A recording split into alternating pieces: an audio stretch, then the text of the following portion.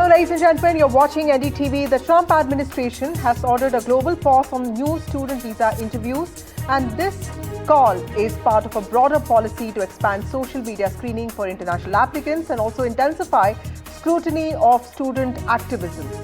There was a wave of protests, if you would remember, across universities in the West just a year ago, specifically with regard to Israel-Palestinian conflict and also the situation in Gaza.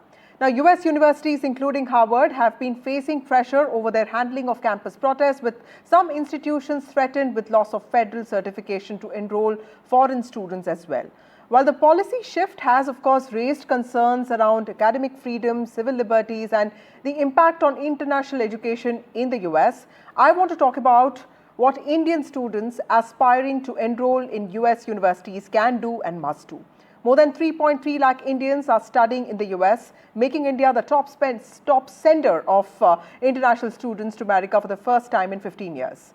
This is what reports have said. In fact, a series of advisories have also now been issued by the US government and universities for these students, asking them to avoid actions that could jeopardize their visa status. But what do they mean for Indian students? And most importantly, what do they mean for America's identity as a beacon for global talent and innovation?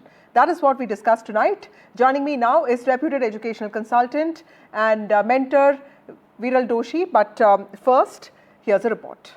Freedom of speech and due process. These are the foundations of the American system. These are the foundations of a free society. But Donald Trump is attacking these freedoms because they get in the way of his authoritarian takeover. This is what authoritarians do. The attack on Harvard and its international students is part of a deeper effort to defund and dismantle the academic world. It's an attempt to reroute our brightest researchers into private corporations, stripping academic institutions of their power. Trump has begun a dangerous march to roll back civil rights in this country. We've seen his vicious, racist attacks on speech and diversity, and his alliance with far-right billionaires who amplify fascist rhetoric. Let's be clear, this has nothing to do with combating anti-Semitism. Anti-Semitism is a real problem. It's a problem at Harvard, it's a problem in our country. But these policies will do nothing to combat this age-old hatred. Instead, they are designed to divide us apart.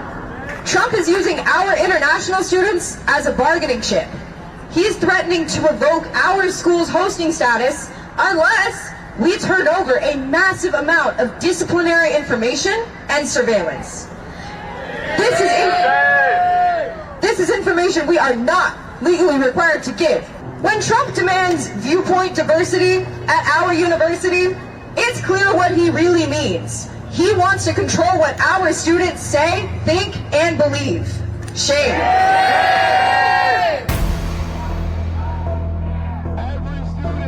Trump is using our international students as a bargaining chip. What the international students are caught in right now is just a limbo. The attack on Harvard and its international students is part of a deeper effort to defund and dismantle the academic world.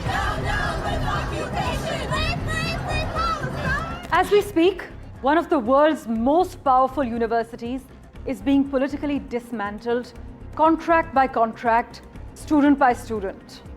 Harvard University, the dream destination for thousands, even India's best minds, is under attack.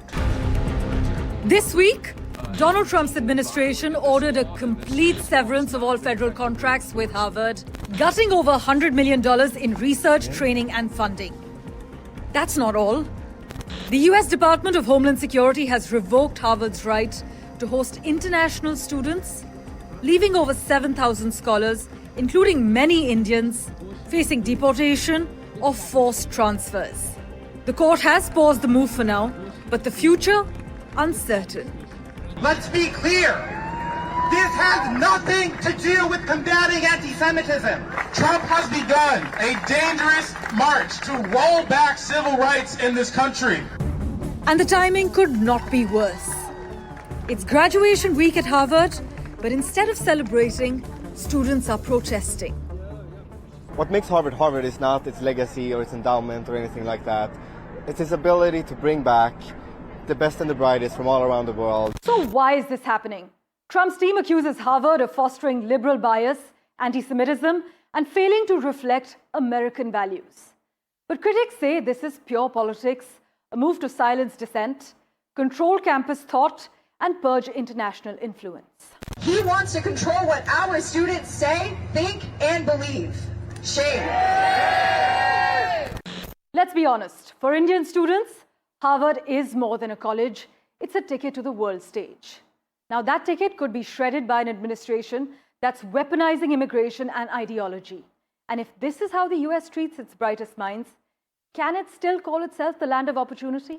It's an attempt to reroute our brightest researchers into private corporations, stripping academic institutions of their power. This isn't just an attack on Harvard, as many experts assert. It is a warning shot to every global student, every free-thinking campus, and every Indian parent dreaming of an Ivy League future for their child. Because if visas can be revoked by politics and universities punished for their independence, then no international student is safe, not at Harvard, not anywhere. The question now is, will American education remain a beacon for the world or become a battleground for ideology? Parmeshwar Bava for NDTV World.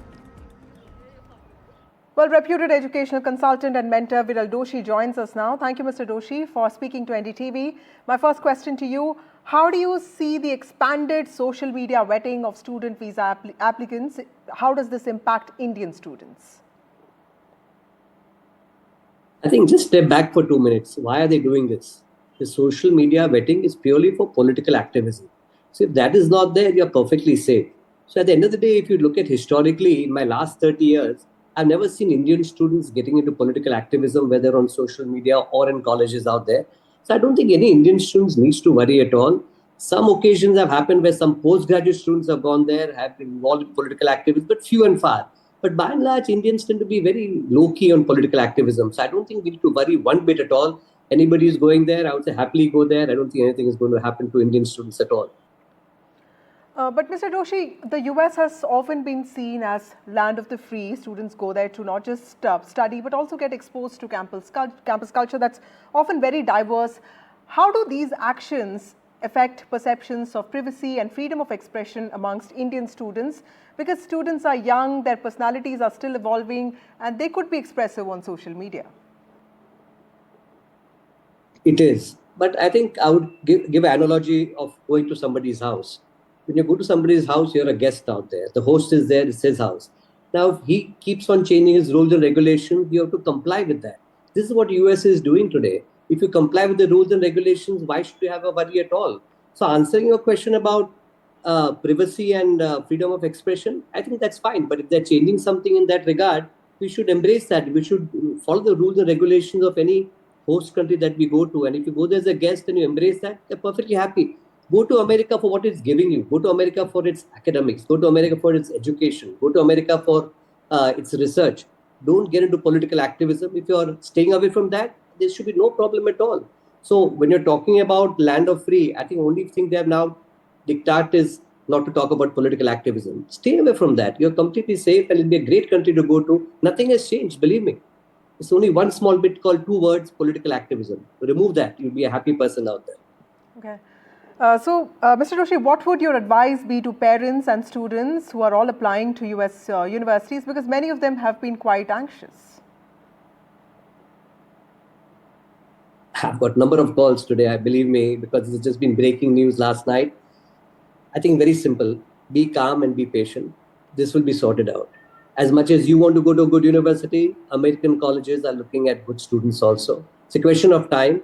I'm very confident that once they get the policy out on social media, between June and July, they will send out interview calls to all the students who are applying this year. So I don't think there's anything to worry about. Even students who are applying this year, who are starting in September or August, I think they will get calls. It's a question of time. But of course, like every parent, even if I was a parent, I would get worried. But I think we just have to be patient. They will come out with a good policy. And once that policy is implemented, I think I don't see anybody not getting an interview call for this September. I may sound optimistic, but I'm telling you it will happen and it will be very positive. So I don't think anything to worry on that front at all. Even students who are looking at applying next year, once they have the policy in place this year, it will become very simple for them also to go ahead and understand what the American embassy is looking at or what the US consul is looking at. Right, sir.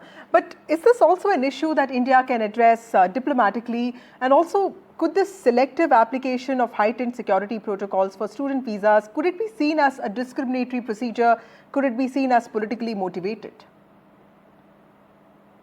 Not at all. I don't think it's politically motivated. It's not discriminatory. And I think we should understand, first and foremost, they have not removed the interview calls. They've halted it for some point of time. Number two, it's not only for Indian students, for international students all over the world. So I don't think we can stand out and do something diplomatically. It's administration who's going to come with a good policy which will be implemented and impact students from all over the world. So I don't think it's a diplomatic issue at all. It's a very much a US administration issue, which I'm sure they will tackle in the next 1 or 2 weeks to come. They'll come out with a good policy which will help all of us, not only in India, but even internationally, to get the interview calls that everybody is waiting for now. Right. Mr. Doshi, also should Indian students be looking at other countries as potential study places? And what does a move like this do to the reputation of the United States of America being a preferred choice of higher education for Indian students? I think, let me answer your second part first. I think it is still a preferred destination, whatever said and done, but I think we have to recalibrate our expectations from USA.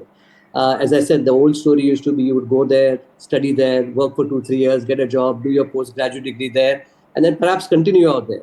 But things has to be recalibrated now in the sense that you're going to go there, you should be very much be prepared that internships are going to be extremely challenging, jobs are going to be very difficult to get. This year, I'm seeing more than 50% of my students or graduate haven't got jobs today. Internships are virtually negligible out there.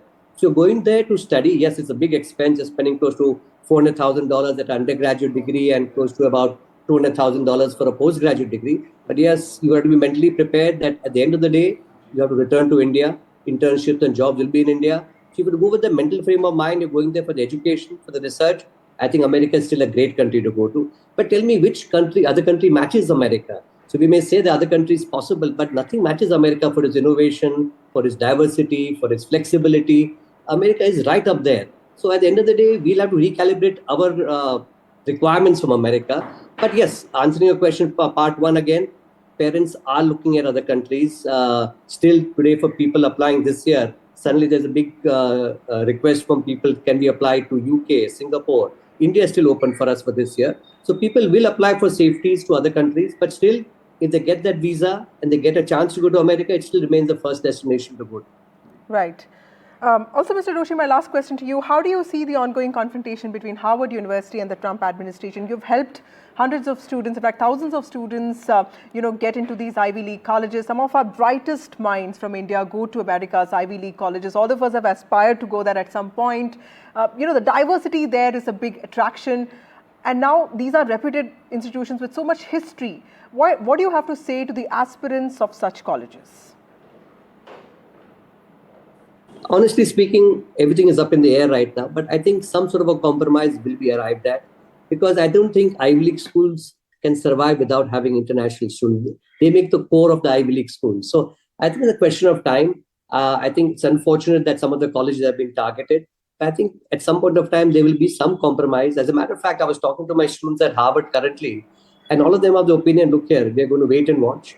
Most of the students who are studying there currently are back for summer. So they have 3 more months to decide whether to go back or not. But more than that, the students who are there, they say, we don't want to transfer anywhere. We'd rather wait for even 1 semester or 1 year, but stay on at Harvard.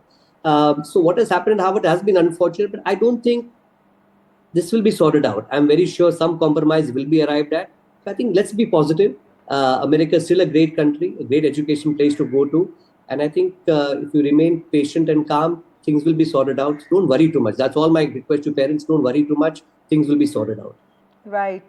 Thank you, Mr. Doshi, for striking that optimistic note, and also talking about caution, which is also very important. Reputed educational consultant and mentor Viral Doshi on the need for students, Indian students aspiring to go to America, to be realistic, cautious, and also prepared for these new rules. Also joining us now is Arun Singh, former Indian ambassador to the United States of America and France. Thank you, Ambassador Singh, for joining us on NDTV. My first question to you, sir. The US administration's increased ambit of social media vetting of Indian students' profile or international students' profiles. How do you see this move? Do you see this resulting in self-censorship among students when it comes to social media behavior? How do you see this? So I think the first thing that's going to happen is that a lot of uncertainty will be introduced for the students and for the parents. Because as you were discussing in the earlier segment, there is a freeze now on additional slots for visa applicants. Those who've already been given appointments, they can go ahead. But for additional slots, they're frozen for a while. So students would worry about whether they'll get a slot, and if they get the slot, how strict is the US administration going to be this time in terms of grant of visas. You may recall that in the earlier years, when the US was in any case feeling a capacity constraint for grant of visas in India, they had allocated the months of May, June, and July just to deal with student visas. So that's obviously not going to happen this time. The other element of uncertainty that has come in with the additional vetting is whether the students will get the visa or not. So it's useful for them to also look at alternative plans. And the third element of uncertainty, that the US administration has been revoking visas for students already in the US. So, and then some of them are very small grounds. Somebody had a traffic violation or something like that, and they've been revoking visas. So that, again, in terms of planning, in terms of the expenditure you're doing on that education, the kind of loss that you may face. And also an element of uncertainty is coming in about whether after education, students be allowed to do optional practical training or compulsory practical training. But as your earlier guest spoke about, internships are very difficult, jobs are very difficult. So if they are difficult, if you're not going to earn back the money, should you invest so much money in this education? Because a huge amount of money. So these are, I think, issues that students and parents will have to work Ambassador Singh, let me also ask you a broader question here, from tariffs to H-1B visas, or even the recent announcement of India-Pakistan ceasefire that came from Donald Trump. Is Donald Trump increasingly getting challenging for India to figure out or deal with? Do we need a new approach, or is this existing approach working, or do we just need to wait and watch? How are we placed compared to other countries when dealing with Trump 2.0? So I don't think we are necessarily worse off than other countries, but every administration has its own set of opportunities and own set of challenges. So in Trump 2.0, there are particular set of challenges. But the fact is that the Indian Prime Minister was invited in February to visit the White House. He was the fourth foreign leader invited, and the first multilateral meeting the new Secretary of State had done was of the Quad foreign ministers. So there is enough positive signaling for the relationship. Now challenges are there, tariffs, but tariffs apply to everybody. The two countries are already seriously discussing a multi-sectoral bilateral trade agreement, and discussions on that fairly well advanced. They have finalized the terms of reference. In India, there's certainly been some unhappiness about the way the US has handled their approach on the recent India-Pakistan conflict. But on the student visa issue, again, it's something that applies to everyone. Of course, Indian students are almost 30% of the overall foreign student category, so impacts on us tremendously. But I'd also say that there is opportunity here. If the US introduces an element of uncertainty, Indian students should look at other options. There are options in UK. And with UK, India has just done a free trade agreement. There are options in Germany. And Germany is giving more options for Indian students, and also visas for tech skilled capital, skilled capital from India. So that's something to look at. The options. But Ambassador Singh, one more question I wanted to ask you also. What does this mean for the collaborations that we have with US universities, specifically in STEM or AI or biosciences? And what do you think of this narrative, this belief that all of this is a political move? It's an ideological warfare against academic freedom and global diversity. Look, there is an ideological struggle going on in the US, and that's an acknowledged fact. And it's not just targeting universities. There's been targeting of law firms.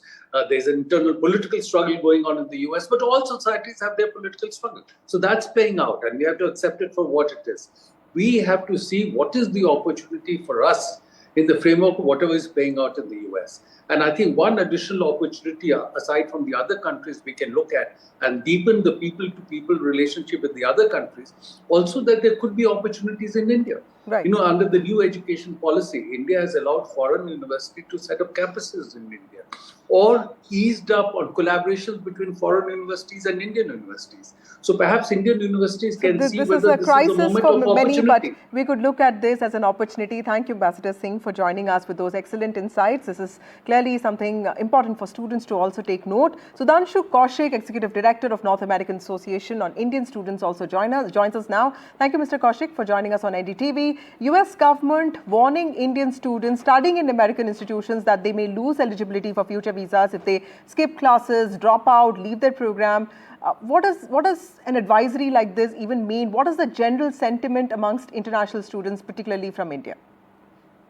Yeah, just to clarify, there hasn't been any administrative or policy change when you sign on to get an F1 visa, when you sign on to study in the United States. This is something that you actually do sign on to, attest to be able to not break rules, etc. If you drop out of school, obviously you're gonna, your visa will be rescinded. So these are very familiar things that happen and are standard within the U.S. kind of administration and visa structure. That being said, I wanted to preface that. That being said, there is a reason why they specifically, made sure to call out, for example, skipping classes. They're trying to find basically the gaps in the system that they can use for their benefit. They're trying to instill fear among students. And, Mr. Doshi was quite optimistic on your channel to say, these are the things you need to do. I would say optimism is good, but I don't think, that we should just sit there and watch and see the administration change. People take hundreds of thousands of dollars of loans. People risk, 4 to 6 years of their lives, all for it to be changed and gone away for a second. So I think that the general sentiment of students is obviously not welcoming. There is a sense of fear for the future.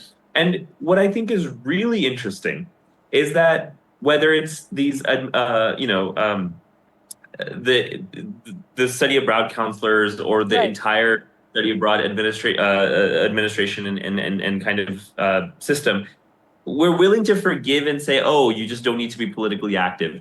They're not looking for just people who protest. They're looking for the smallest excuses, and they're using that as an excuse to, cancel your visa, to self-deport you. Whatever they're finding, they're using for you. How much can you be careful about this? Right. Oh, I ran a stop sign or I jaywalked. That means I can get deported? Absolutely. They've done it before. They threatened to do it. So how politically careful can we be? So do you think that this could actually lead to self-censorship?